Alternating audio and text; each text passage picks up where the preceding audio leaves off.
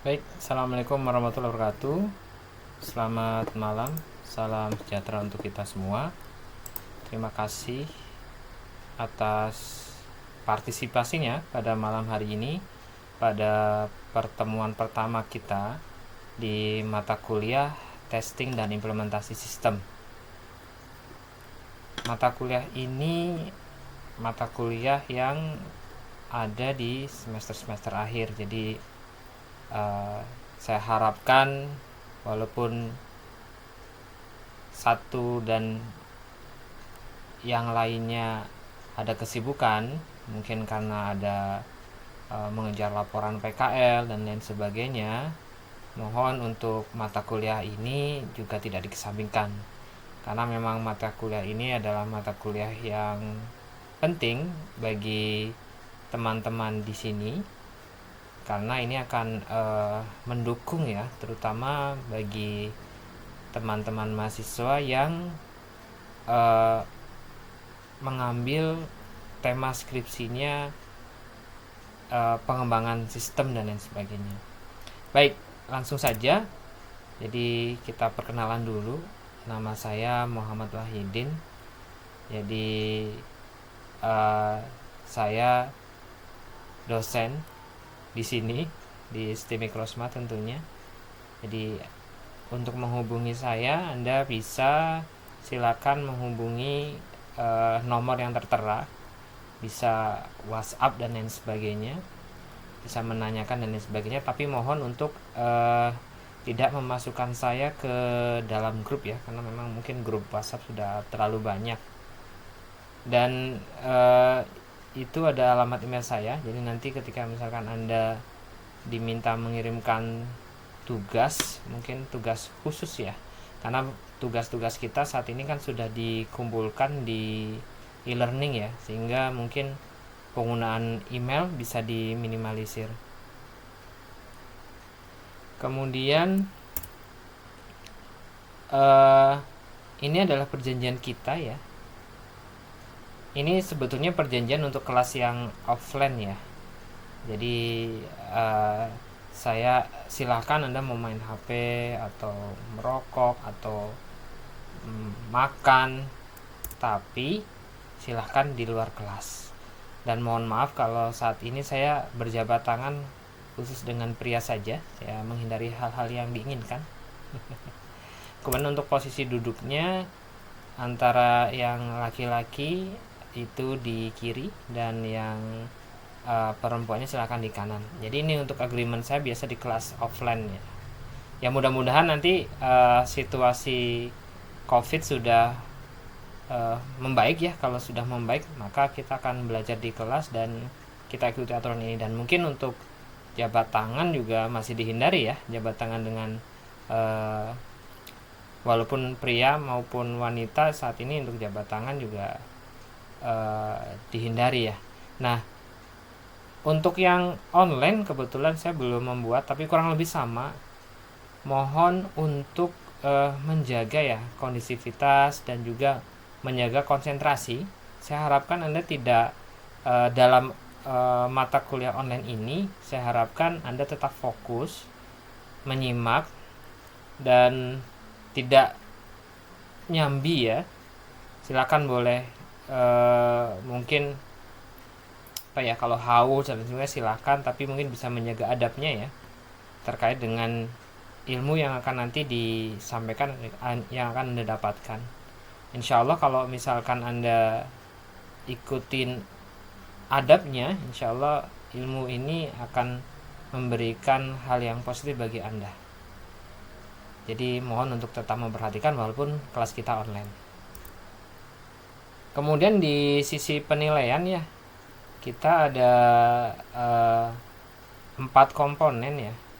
Dari kehadiran itu 10%, kemudian tugas 20%, untuk UTS 30%, dan untuk UASnya 40%. Nah, ini saya harapkan juga utamanya kehadiran ya. Ini kita sebetulnya ini adalah aturan dari kampus. Tapi saya harapkan sih bisa fleksibel ya kaitannya dengan kebijakan masing-masing dosen. Tapi untuk saat ini kita ikut dari kebijakan kampus. Walaupun demikian ya, kalau misalkan ada mahasiswa yang ya untuk hadir tidak pernah hadir, tugas tidak pernah mengumpulkan, maka kesempatan dia untuk mendapatkan nilai B tetap ada dengan catatan UAS ataupun UTS-nya mendapatkan nilai 100, seperti itu. Kenapa jumlah kehadiran kecil? Mungkin ya salah satunya adalah karena di kita ya di tim Mikrosma memang mungkin banyak kelas karyawan ya, ada kelas karyawan juga, mungkin mahasiswa yang di sini, teman-teman yang di sini juga banyak yang karyawan ya. Jadi ya 10% ini nilai yang cukup menurut saya untuk mengakomodir mahasiswa yang mungkin yang bekerja.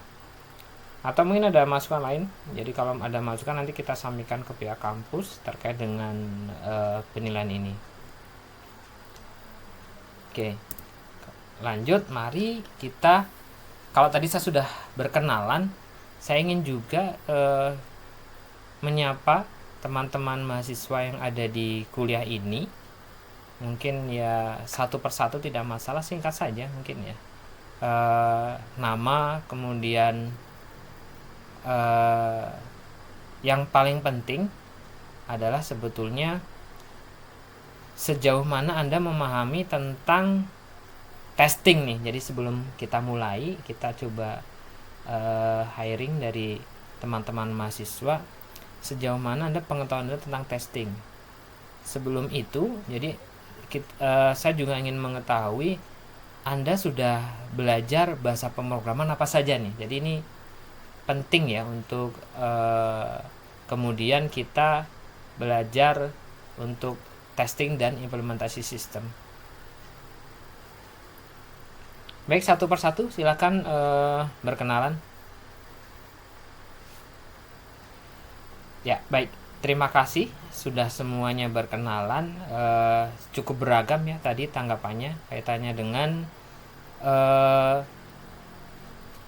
pengetahuannya ya tentang bahasa pemrograman, kemudian sejauh mana pengetahuan Anda tentang testing.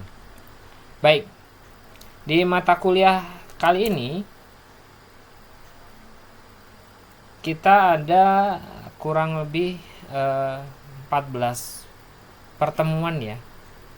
Jadi kalau digabungkan dengan UTS dan UAS itu maka akan menjadi 16 pertemuan ya. Dimulai dari, jadi kita rencananya di first half atau pertengahan semester pertama kita akan membahas materi mulai dari pengenalan apa itu testing dan implementation system. Jadi hari ini kita kenalkan, kemudian berikutnya kita akan menyampaikan pengembangan perangkat lunak seperti apa. Kemudian di pekan ketiga ini akan kita pelajari tentang pengkodean perangkat lunak. Dan pekan keempat kita akan belajar tentang dasar-dasar pengujian perangkat lunak. Jadi apa saja sih yang diperlukan, jadi dasarnya apa saja. Dan baru di pekan kelima kita akan belajar tentang teknik pengujian perangkat lunak. Dan pekan keenam kita akan melakukan pengujian berorientasi objek. Di pekan ketujuh kita biasanya akan melakukan evaluasi ya, tes evaluasi dari di first half, untuk juga kemudian untuk menyampaikan biasanya kisi-kisi ya terkait dengan UTS ya atau ujian tengah semester yang akan Anda hadapi. Di second half-nya atau di pertengahan semester berikutnya kita akan membuat project ya, bersama-sama membuat project. Ini mungkin nanti kita pertimbangkan apakah tugasnya adalah tugas mandiri atau tugas kelompok, tergantung dari jumlah kelas ya. Jumlah mahasiswa di kelas ini ada berapa? Oke, kalau ada sekitar 20, jadi mungkin kita buat kelompok saja ya. Jadi totalnya saya harapkan, karena kita ada kesempatan 4 pekan untuk project presentation, jadi bagi 4, jadi per kelompok 5 orang. Nanti kita akan bahas ya projectnya apa saja, tentunya kaitannya dengan testing. kaitannya dengan testing dan implementasi sistem. Nanti Anda akan melakukan sebagai gambaran saja, Anda akan melakukan testing mungkin white box atau dan black box testing. Nanti kita lihat waktunya. Kalau